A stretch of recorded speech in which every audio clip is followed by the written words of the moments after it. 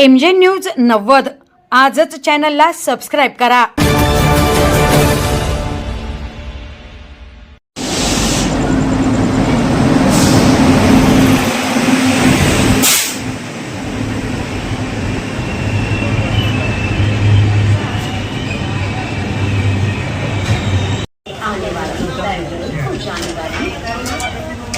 Platform क्रमांक 1 पर आ चुकी है। Attention please. 2628 from Nairobi. Platform कृपया लक्ष द्या।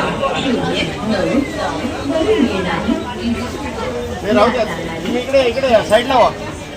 सूरज रेल्वे परत निघाल साईड लावा साईडला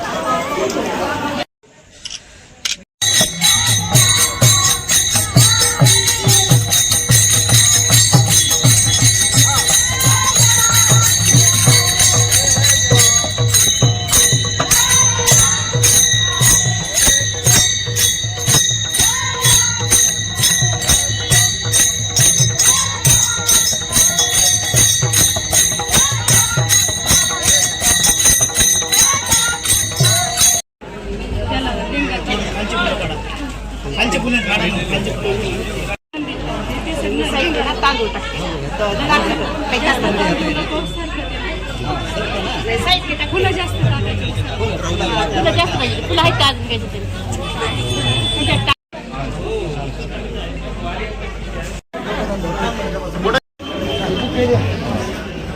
एक मिनिट राज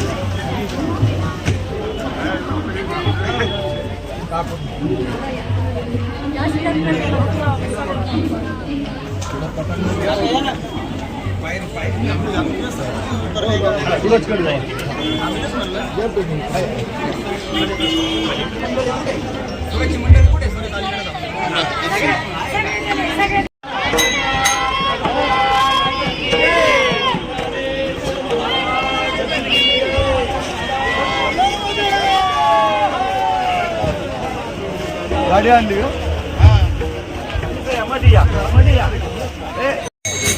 तुम्ही फुल टाकी साईडला घ्या साईडला तुम्ही फुल टाकी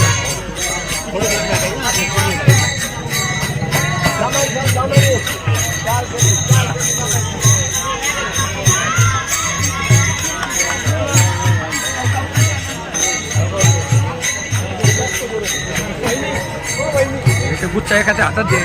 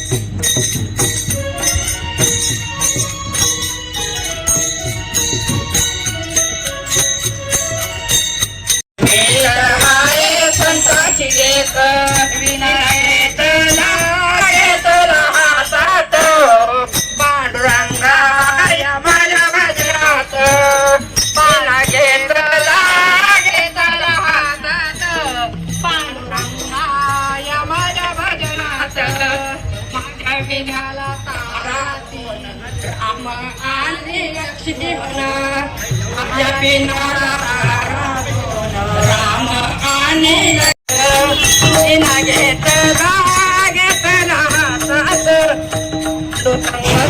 या माझ्या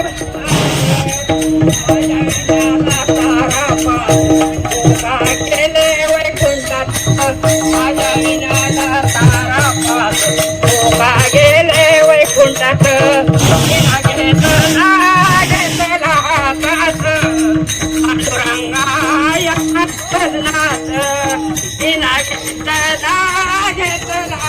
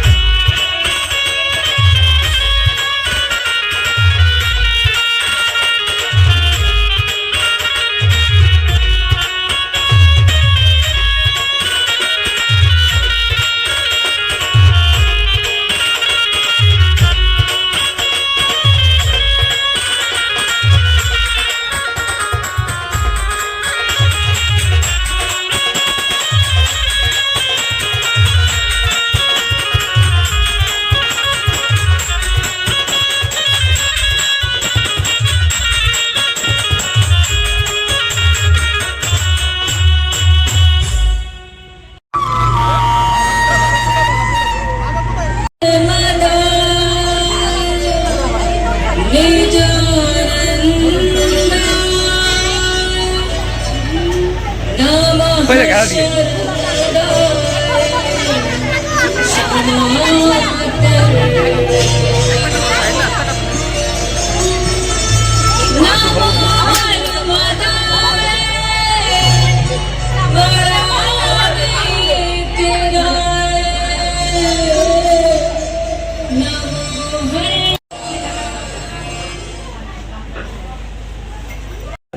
नर्मदे नर्मदे ब्रह्मभूर्भुवस्वरूम् श्रीमन्महागणाधिपते नमः श्रीदेवताभ्यो नमः कुलदेवताभ्यो नमः ग्रामदेवताभ्यो नमः स्थानदेवताभ्यो नमः वासुदेवताभ्यो नमः वाणीहिरण्यगर्भाभ्यां नमः शचीपुराणानि अपरेच्छन्य विनायकं गुरुं भानुं ब्रह्म विष्णुमहेश्वरां सरस्वतीं प्रणौम्यादौ सर्वकार्यासिद्धये विश्वेशं माधवं दण्डं दण्डपाणिं च वन्दे काशीं गृहाङ्गङ्गां भवानीं मणिकर्णिकाम् देवरावती विष्णुपते श्री श्वेतवाराः कल्पे वैवस्वन्वन्तरे अष्टाविंशतितमे कलियुगे कलिप्रथमचरणे भरतवर्षे भरतखण्डे जम्बूद्वीपे दण्डकारण्ये देशे गोदावर्याः दक्षिणे तीरे कृष्णाविन्ये उत्तरे शालिवंशके बोद्धावतारे रामक्षेत्रे रामरामाश्विने अस्मिन् वर्तमाने गङ्गारुगे विश्वावसुनाम संवत्सरे उत्तरायणे शशिऋतौ मासोत्तमे मासे फाल्गुनमासे कृष्णपक्षे अद्य नवम्यादित्वाद्य वासरावासरस्तु अद्य बृहस्पतिवासरे नक्षत्रं च विषदिवसनक्षत्रे कृष्णासूर्य कृष्णासूर्य कृष्णादेव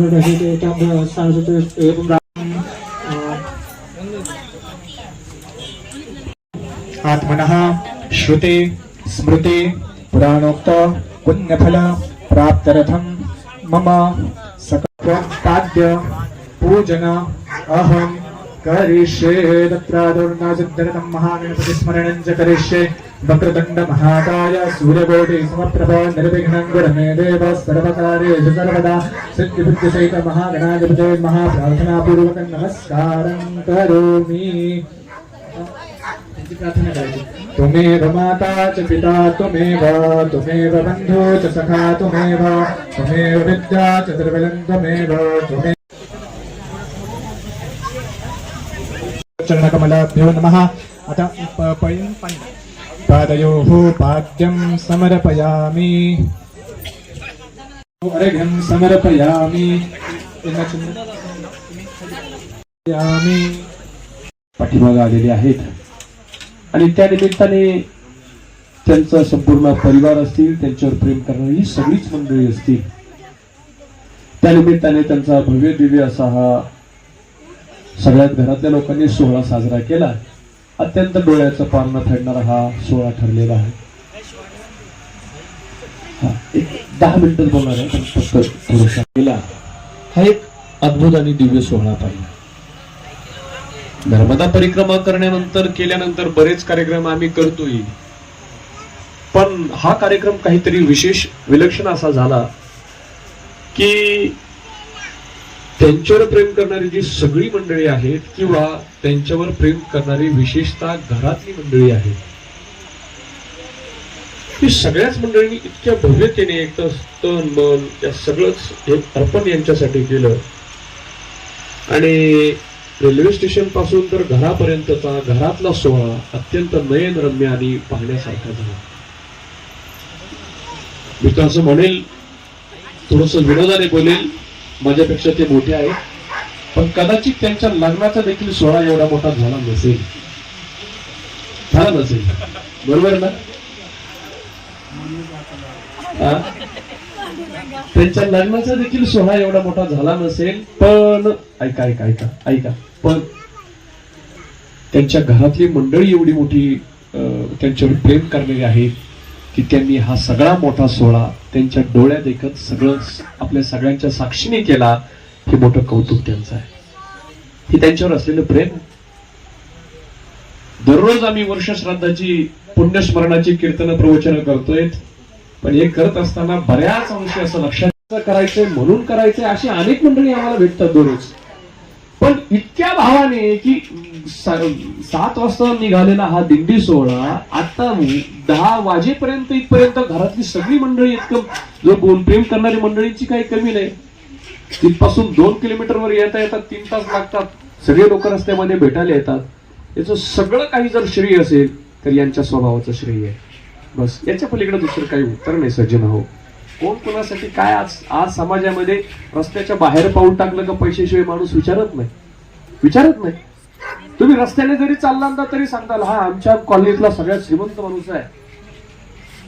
आज तुमची आमची समाजातली ओळख ही पैशावर आहे. एखादा रस्त्याने जर माणूस चालला नाही याला याच्याशी व्यवहार करू नका, त्याचा व्यवहार खराब आहे. कशावर आहे? पैशावर आहे.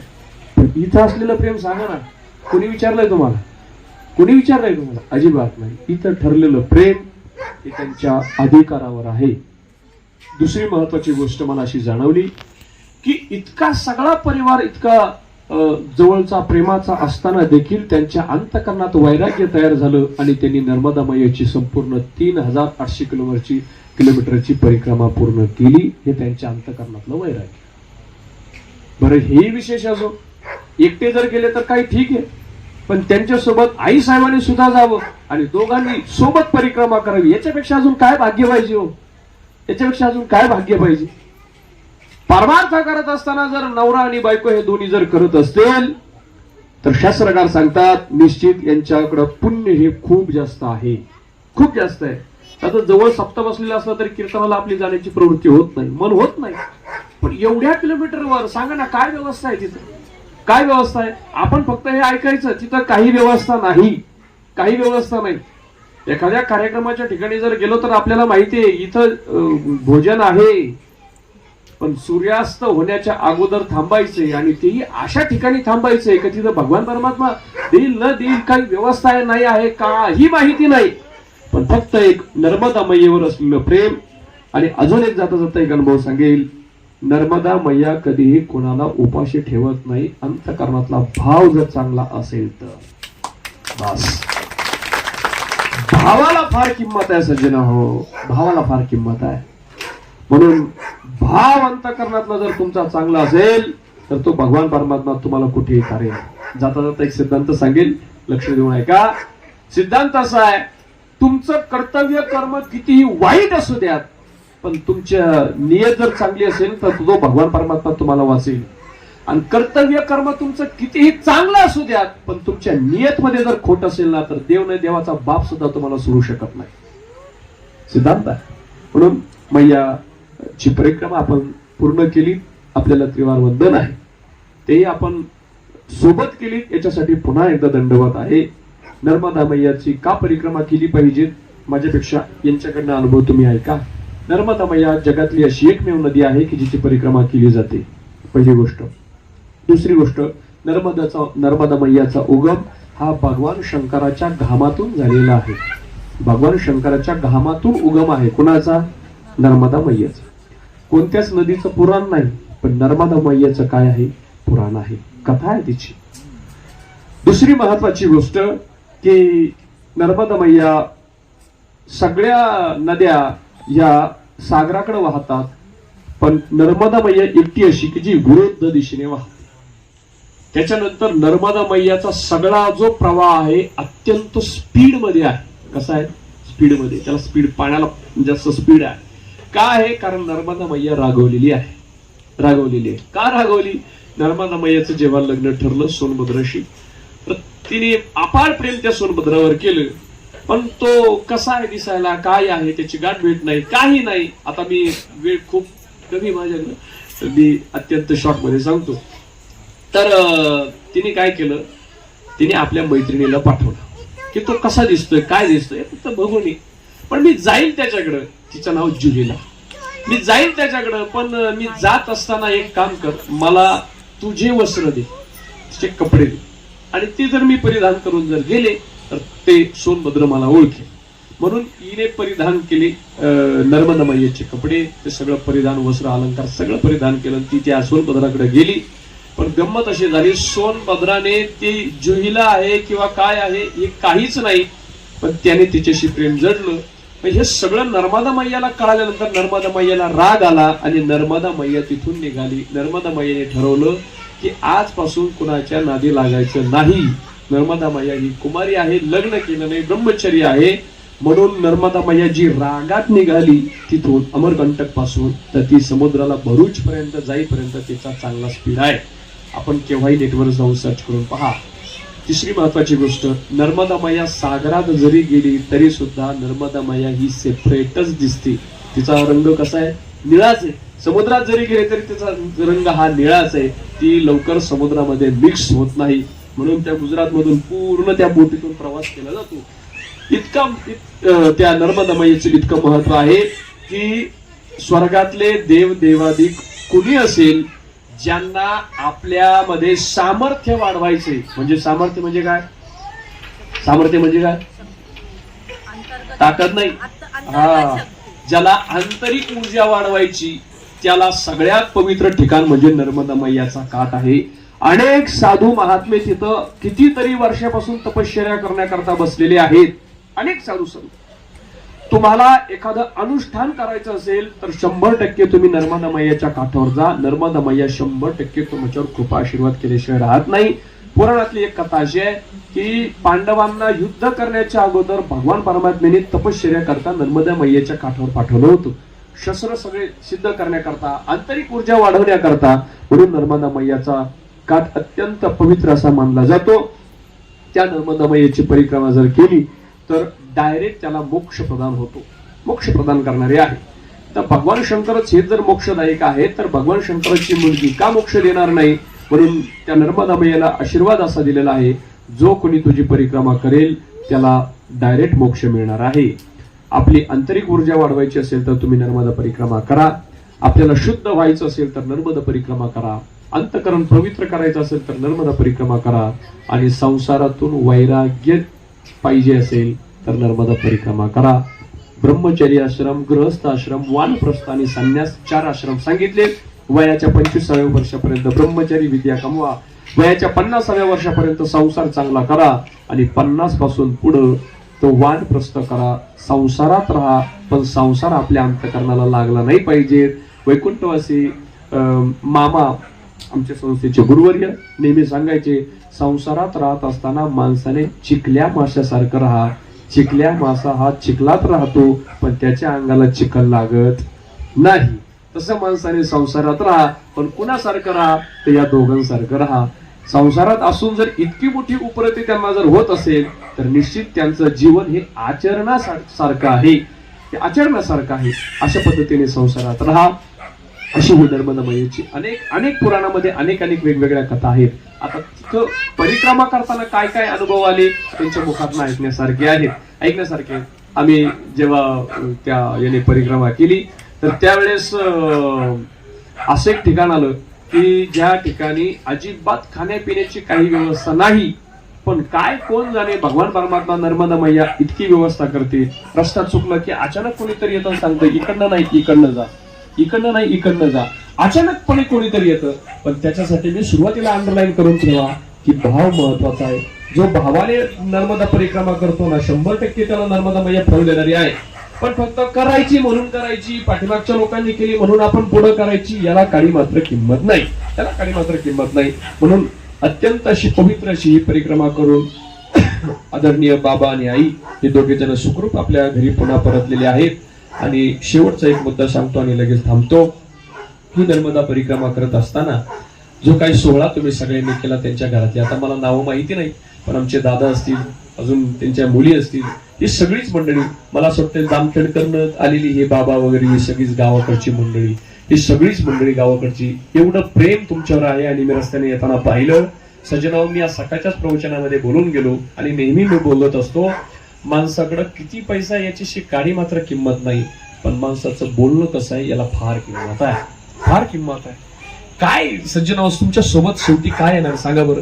काय येणार आहे? बोलणं महत्वाचं आहे. आणि बोलणं असं आहे, बोलणं माणसामध्ये बसू शकतं आणि बोलणं माणसातून उठू शकतं. यांनी जो समाज घडवला, काय कोणाला किती रुपये दिले असतील, यांनी काय दिले असतील? यांनी जे समाजाला दिलं ते प्रेम दिलं. म्हणून आपल्याला यांच्याकडनं घेण्यासारखा आदर्श असा आहे की आपण प्रेम वाटत चला लोकांना, प्रेमाने बोलत चला, प्रेमाने मायेने हात फिरवत चला. आमच्या आईसाहेबांचा स्वभाव पाहिला, अनेक लोकांच्या पाठीवर त्यांनी हात फिरवला असेल. आणि म्हणूनच काय ही सगळी मंडळी येता येता एवढ्या संख्येने आपण तिथं आलात आणि यांचं चरणाचं दर्शन घेतलं, खरोखरच हे अत्यंत महत्वाचं आहे. म्हणून आज या ठिकाणी आमचे गायकवाड मामा, आमच्या भक्तिवेदांत गुरुकुल वारकरी शिक्षण संस्थेवर नितांत प्रेम करणारे गायकवाड मामा यांच्या माध्यमातून मला इथं येण्याचा योग आला. आमची सगळी बाल गोपाळ मंडळी अत्यंत लहान लहान आहेत. आणि दुसरी महत्वाची गोष्ट, आमच्या संस्थेमध्ये 9 ते 10 विद्यार्थी अनाथ आहेत. कुणाला आई नाही, कुणाला वडील नाही, अशी विद्यार्थी आहेत. तर या सगळ्याच विद्यार्थ्यांना आम्हालाही तुमची सेवा करण्याचं भाग्य आम्हाला मिळालं. बहुतेक सगळेच कार्यक्रम असे मिळत नाही दादा आम्हाला. तिथं गेल्यानंतर आम्हाला वर्ष श्राद्ध आहे, कुणाचं वर्ष श्राद्ध आहे, ज्याने आयुष्यभर दारू पिऊन अख्ख्या गावाला त्रास दिला त्याचंही वर्ष श्राद्ध आम्हाला करावं लागतं. बाकीच्या सगळ्या गोष्टी आहेत, पण अशा महात्म्यांची सेवा करणं हे सुद्धा आमचं मोठं भाग्य असं आहे. या कार्यक्रमासाठी मला नंतर माहिती पडलं, आमची बहीण इथे राहते, आगरकर, वंदना आगरकर, आमची चुलत बहीण आहे. तिने मला दुपारी फोन केला, सांगितलं मला सुद्धा आई वडिलांसारखा जीव आमच्या बाबा आणि आईने लावलेला आहे. त्याचप्रमाणे आपल्याला या कार्यक्रमासाठी आपल्याच परिचयाचे असणारे, आपलेच नातेवाईक असणारे आमचे कानिप महाराज पंडित हे या ठिकाणी आज उपस्थित राहिले.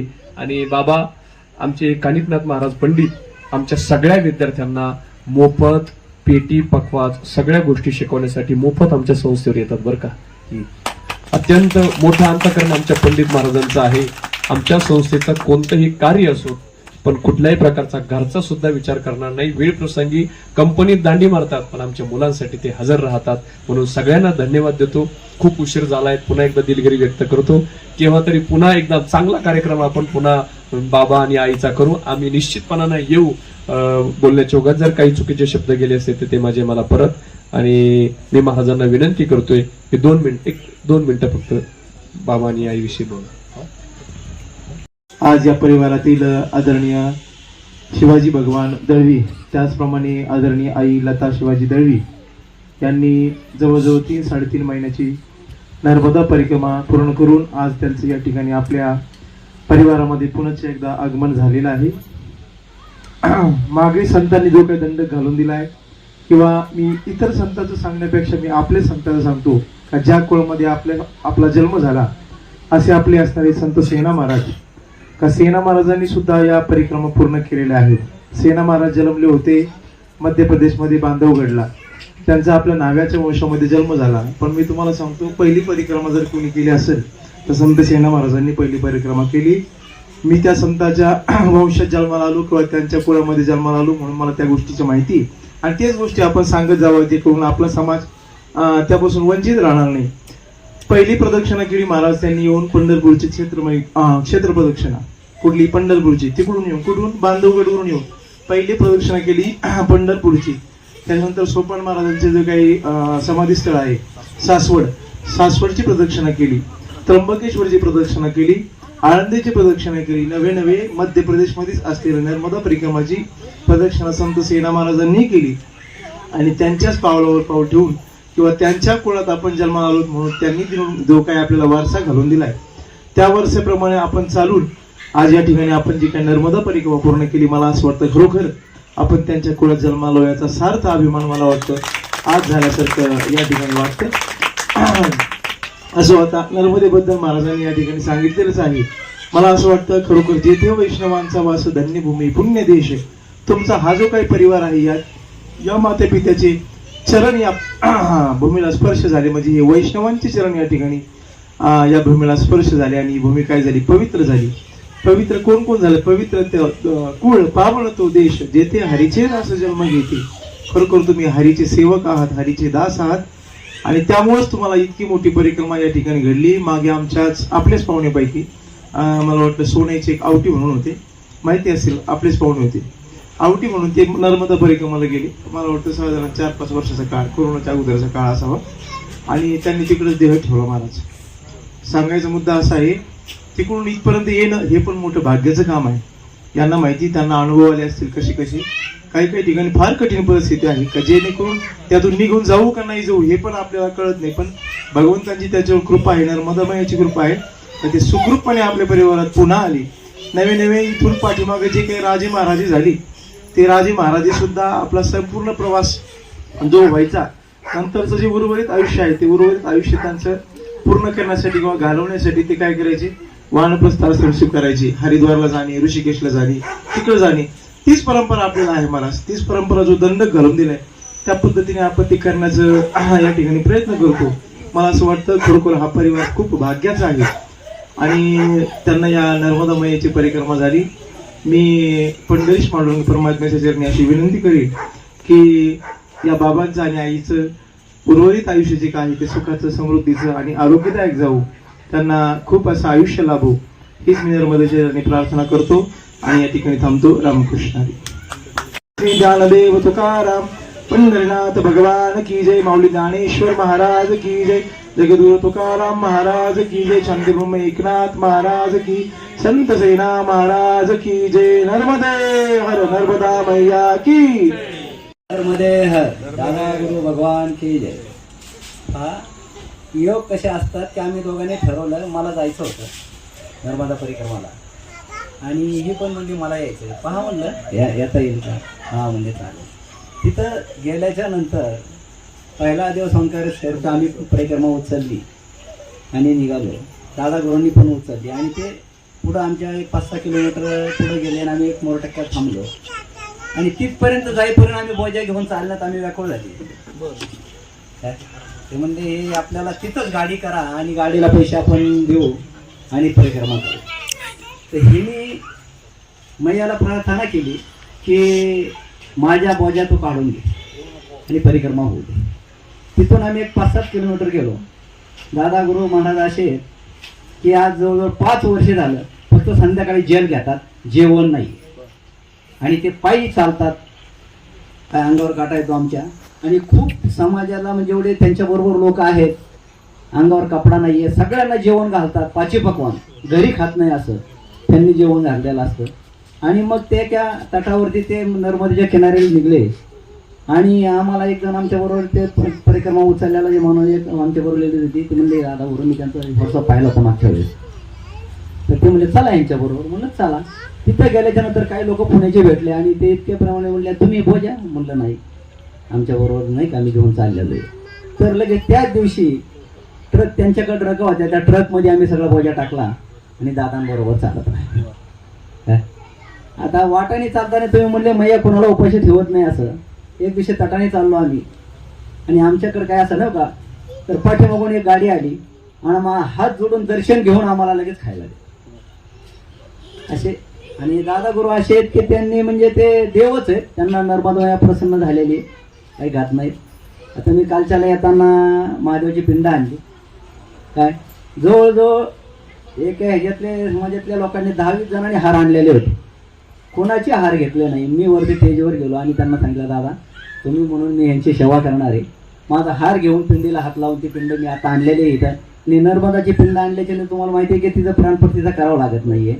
काय मी ते आणलेले आहे आता सगळे नोटीसमध्ये होतीच आहे लावलेली ते आणि ते ठेवणार आहे. काय असे बरेच काही घटना झाल्या जर आता नाही का, असे अनुभव पण आले. काय त्यांनी ठरवलं मैया माझ्यावरचा बोजा काढून घे आणि तिने दुसऱ्या दिवशी आम्हाला दुपारीच आमची दादांची भेट घातली आणि त्यांच्याबरोबर आमची परिक्रमा झाली. घरमध्ये